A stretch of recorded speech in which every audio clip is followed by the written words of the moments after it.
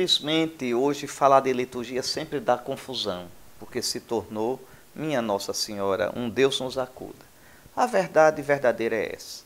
A liturgia cristã nasce da liturgia hebraica. Nunca houve na liturgia cristã essa história de criatividade. Não existe este valor na liturgia cristã.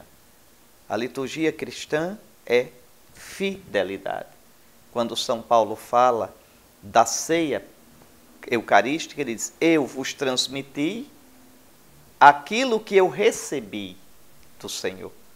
Então, se transmite geração por geração aquilo que se recebeu. Né? A liturgia cristã nasce da sinagoga e do rito pascal dos cristãos, dos judeus. Tá certo? Cristo instituiu a Eucaristia dentro de uma ceia pascal e ele seguiu o rito todinho, não inventou, não. Ele seguiu o rito e dentro do rito, levado muito a sério, ele instituiu o novo rito, que não é uma invenção, é uma instituição, não é uma criatividade na hora, é uma instituição de algo novo para a nossa salvação. Então, a igreja sempre guardou isso com muito cuidado. No começo era muito simples, porque a gente era perseguido, nós éramos poucos e perseguidos. Mas aos poucos foi evoluindo este modo de celebrar. E essa evolução, ela se baseava em alguns elementos. Primeiro, dependendo das regiões onde estavam, os apóstolos e as gerações logo depois foram adaptando, não é uma criatividade doida, é uma adaptação daquele rito inicial às orações, às mentalidades daquelas regiões onde o evangelho ia entrando. Está certo? O norte da África, que falava latim, não é? A parte de Alexandria, que já falava o grego, a Armênia, lá no centro da Ásia. Então, regiões muito distintas, com costumes muito distintos. Não era como hoje a comunicação, não era como hoje fácil os livros. Então, os livros litúrgicos foram nascendo, feitos naquelas regiões. Então, o núcleo, que é imutável, é aquilo que o Senhor deu à sua igreja. Não é?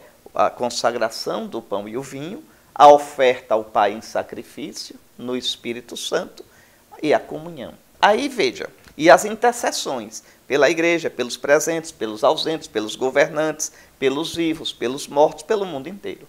Então, depois que o cristianismo foi reconhecido, dado liberdade de culto no Império Romano, em 313, com o Edito de Milão, de Constantino Magno, aí o cristianismo pôde organizar de modo solene a sua liturgia.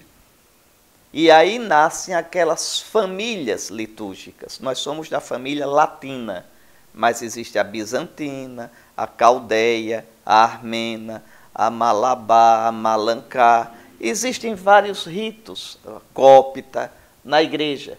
Então, mas não são ritos inventados, não. São, veja, o desenvolvimento daquela semente original onde o evangelho foi semeado nas grandes regiões do mundo antigo.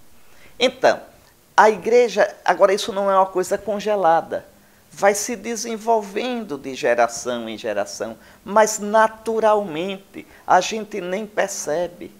Não é com criatividade, não é invenção de padre, não é invenção de bispo, não. São costumes que vão entrando que a gente nem sente e que depois a igreja vai analisando e nos concílios, nos sínodos, pela uma aprovação do Papa, a igreja vai discernindo e acolhendo. É muito diferente. Então, veja, atenção, a tradição não é congelada, ela é viva, como no corpo humano, ela vai se desenvolvendo, mas sem invencionices, sem cacuetes, sem pirotecnia, sem essas coisas, essas invenções. Pois bem, e aí a liturgia é viva, mas dentro da fidelidade. Dentro da fidelidade. Então, todas essas coreografias, a gente recebe vídeos hoje que dão uma tristeza tão grande, tanto de desrespeito, tanta coisa vazia. Para terminar, não vale dizer, não, a gente está adaptando para as pessoas entenderem. Errado, errado, errado. Não se adapta para as pessoas entenderem. A liturgia exige uma preparação para ela. Eu devo ser treinado para entender a linguagem da igreja, a linguagem dos gestos, das expressões, dos símbolos, dos ritos, tá certo? Do estilo musical. Então não é simplesmente vir cheio de mundo, entupir a liturgia de mundo.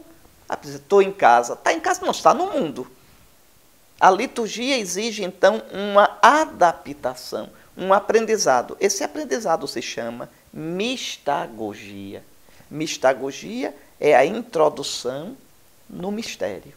Tu viste a água, explica o sentido da água na Escritura e na tradição cristã.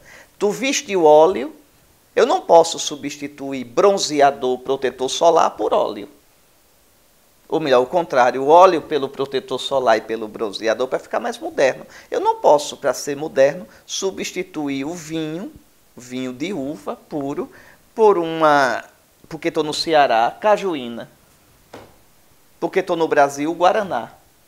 Não posso, não posso.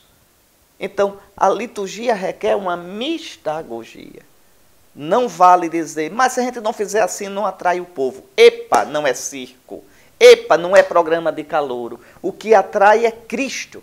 O que atrai é o mistério de Cristo. Se não for isso, não precisa atrair. Atrair para quê? A igreja atrai para Cristo. Quem atrai para outras coisas são as realidades outras, não a igreja. Espero que tenha ficado claro para você. Então, tudo na liturgia evoluiu, mas é uma evolução orgânica sem invenção. Olha, quer ver hoje o que devia estar na moda, o que devia ser o mais bacano, é abrir o missal e celebrar. Só isso. Não precisa, ali está no vermelho, chama-se rubrica, rubro, explica como deve fazer. E as letras pretas, dizer as coisas. Fazer. Tem a hora da homilia, tem a hora que o padre pode introduzir com as palavras dele. O povo canta em português, tem uma variedade enorme de canto. Cada um canta um pouco cada comunidade o seu ritmo. Pronto. Músicas que sejam no ritmo do nosso povo, mas sem batuque, porque isso não ajuda a rezar. Ah, mas embalou tanto. Deu uma sensação tão boa. Deu, não deu? Na escola de samba também dá.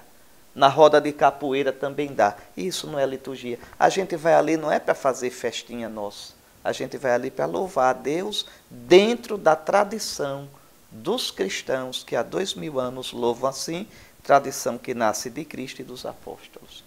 Espero que tenha ficado claro.